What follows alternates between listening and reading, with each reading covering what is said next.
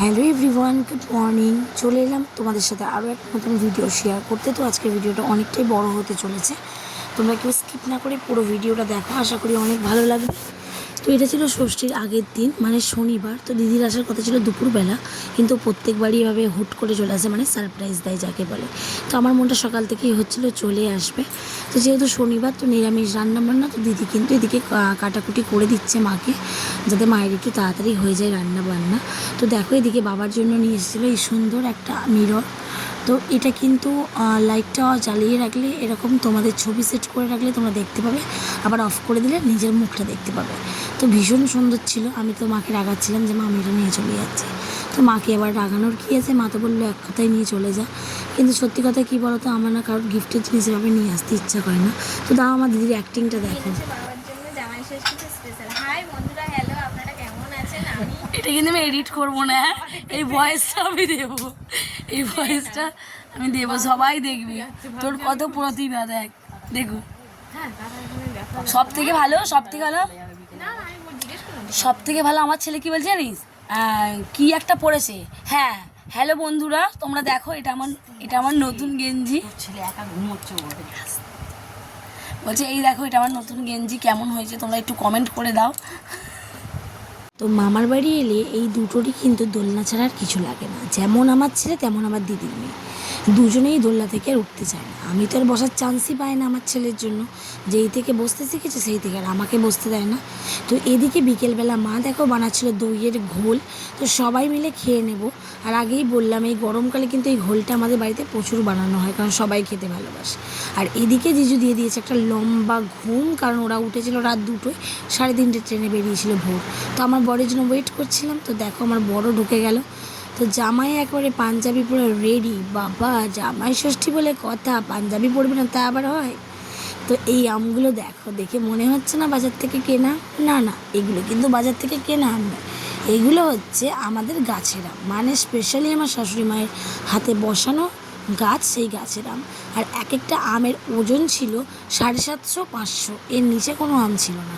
এত বড়, ফোনে কিন্তু এতটা বড় বোঝা যাচ্ছে না, বাট সামনে থেকে ভীষণ ভীষণ ভীষণ বড় ছিল এই আমগুলো। আর এত পরিমাণ মিষ্টি ছিল, তো সেগুলোই সবাই দেখছিল হাতে নিয়ে, মানে এতটা বড় ছিল, এটা কিন্তু বোঝা যাচ্ছে না ফোনে, তো ভীষণ বড়। তো যাই হোক, সবাই মিলে আমরা এখানে আড্ডা দিতে বসি। তো দেখো, আমার 3 জামাই, এবছর একটা জামাই এক্সট্রা, কারণ আমার যে ছোটো কাকিমা আছে, সেই কাকিমার মেয়ের বিয়ে হয়ে গেছে। তো সবাই মিলে এখানে বসে আমরা কিন্তু গল্প করছি। এই বাপের বাড়িতে সবাই মিলে একটা দিন আগে এসে গল্প করার যে কী মজা, সত্যি বলতে এর আনন্দটাই অন্যরকম। খাওয়া দাওয়া পরে, আগে হচ্ছে গল্প। তো সবাই মিলে এখানে আমরা 3 বোন, 3 জামাই, আমার ছেলে, দিদির মেয়ে, মা, বাবা, ঠাম্মা, সবাই মিলে কিন্তু আমরা হই হই করছি। তারপর চলে এলো মেন পার্ট, যেটা হচ্ছে চা। সবাই মিলে বসে চা খাবার যে মজাটা, সেটা কিন্তু ভীষণই আনন্দের ব্যাপার। তো এদিকে মায়ের চা হয়েই এসেছে, দেখতে পাচ্ছ, মা চা করছে। আর মায়ের হাতের চা খেতে না ভীষণ ভীষণ ভীষণ ভালো লাগে। মায়ের হাতের সবই সুন্দর হয়, কিন্তু চাটা স্পেশালি খুব ভালো। আমি যার কাছে পড়তাম, তিনি এত ভালোবাসতেন, তাকে একবার ক্যানে করে আমার মা চা দিয়ে এসেছিলো। তো এটাই হচ্ছে আমার ছোটো বোন, যার বললাম বিয়ে হয়েছে। তো এই যে সবাই মিলে আবার বসে পড়েছি আড্ডা দিতে। আর ক বছর জামাই ষষ্ঠী আরাম করে খেয়ে নাও, তারপরে এবারে বোনের হয়ে যাবে। আসবে জানো,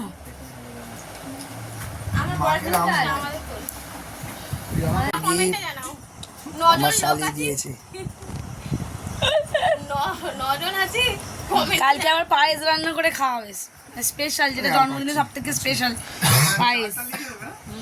আর আমার মায়ের তো গুলিয়ে যাচ্ছে, কপিস করে আলু দেবে, সব ক্যালবেল ক্যালবেল চলছে এখানে।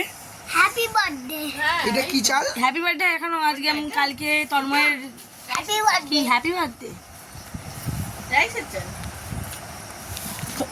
ও তন্ময়ের জন্মদিন উপলক্ষে আমি জাস্ট এই ক্যাজুয়াল একটা টি-শার্ট দিয়েছিলাম, যাতে রেগুলার ইউজ করতে পারে। ওর প্রচণ্ড পরিমাণে জামা, তাই আমি আর ভালো কোনো ড্রেস দিইনি। ভাবলাম ক্যাজুয়াল ড্রেস হলে গরমে একটু পরতে পারবে। তারপরে এই যে 2 ভাইরা ভাই মিলে রেডি হয়ে গেল, একটু বাইরে যাবে, বাইরের দিকে ঘুরতে যাবে। তাই 2জন মিলে রেডি হয়ে গেল। দিদির আর ভালো লাগছিল না, যেহেতু সেই সারা রাত জেগে, মানে 2:30টায় উঠেছে, বললাম 3:30 ট্রেনে বেরিয়েছে। তো সেই কারণে ও আর গেল না বলে আমিও আর গেলাম না। তো যাই হোক, এটা আবার পরের দিন সকালবেলা। তো আমি এখানে বসে আছি, আরাম করেছি। যেহেতু আমি ষষ্ঠীর দিন বাড়ি চলে যাবো, দিদি বলছে কিছু করতে হবে না তোকে। আর এদিকে দিদি দেখো কুটনো কুটে দিচ্ছিল মাকে।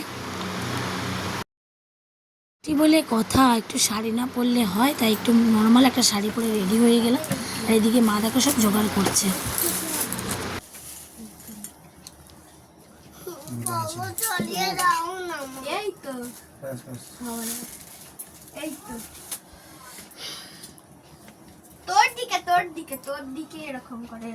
তো যাই হোক, এদিকে মা দু জামাইকেই এক এক করে ফোঁটা দিয়ে দিচ্ছে চন্দনের। তো এটা দিতে হয় নিয়ম, সবার তো সমান নিয়ম না, আমাদের এটা আছে, কার কার আছে জানিও। তো মাথায় ধান দুর্বা দিয়ে আশীর্বাদ করে কপালে চন্দনের ফোঁটা দিয়ে দিল। আর জামাই এক্সাইটেড, দেখো বাবা, একে হাসি আর মুখে ধরে না, মানে সামনে এত খাবার, তার উপরে এই যে জামাই আদর, বিশাল ব্যাপার একটা। মুখে তো হাসি আর থামছেই না। যাই হোক, ফল না এরা দুজনেই কেউ খুব একটা খায় না, আমার জামাইবাবু নয়, তন্ময় নয়, তাই সামান্যই কেটেছে।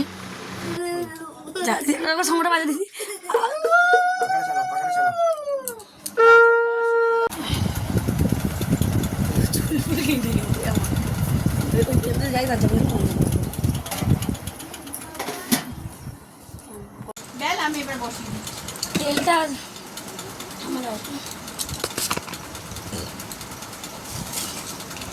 তো তারপরে আমি চলে এলাম লুচি বেলতে। মাকে বললাম তুমি ভেজে পেলো ঝটপট করে, আমি ঝটপট করে লুচিগুলো বেলে দিই। তো এদিকে আমি লুচি বেলছিলাম, ওদিকে দিদিও হাতে হাতে অনেক কাটাকাটি করছিল। দিদিটাই বেশিটা করেছে, আমি কিন্তু অতও কাজ করি না, এখন করে এসে।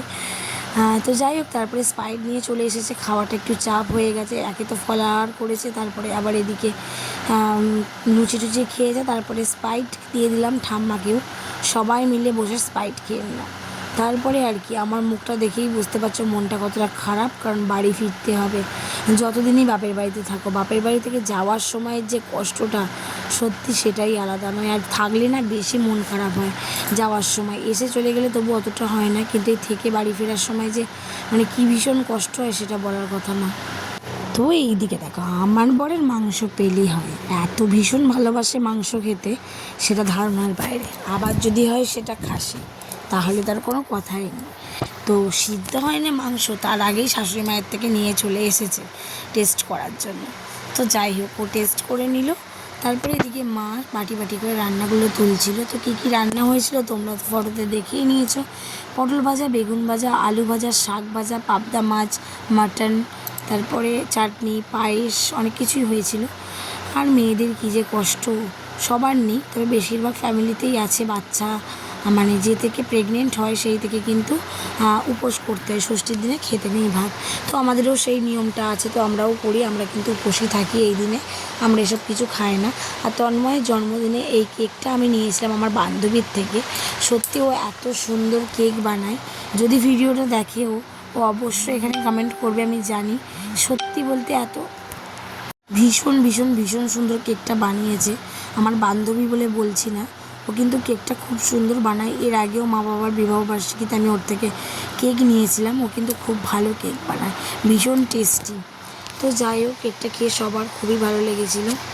আর তোমরা তো সবাই জানোই ষষ্ঠীর দিনেই পড়েছিল তন্ময়ের জন্মদিন, তার জন্যই সেলিব্রেশন করা হচ্ছিল ছোটোখাটো করে একটা। Happy birthday to you. Happy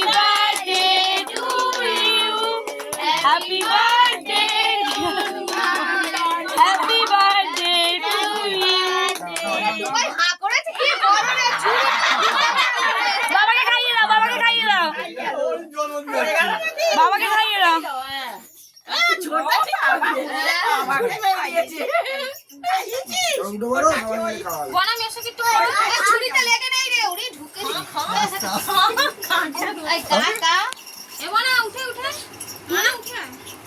আমার বাবার বাড়িতে জয়েন্ট ফ্যামিলি, কিন্তু হ্যাঁ রান্নাবান্না যে যার মতো হয়, সবাই সবার আলাদা, কিন্তু দেখলে কেউ বুঝতেই পারবে না এখনও এতটা একতা আমাদের বাড়ির মধ্যে আছে।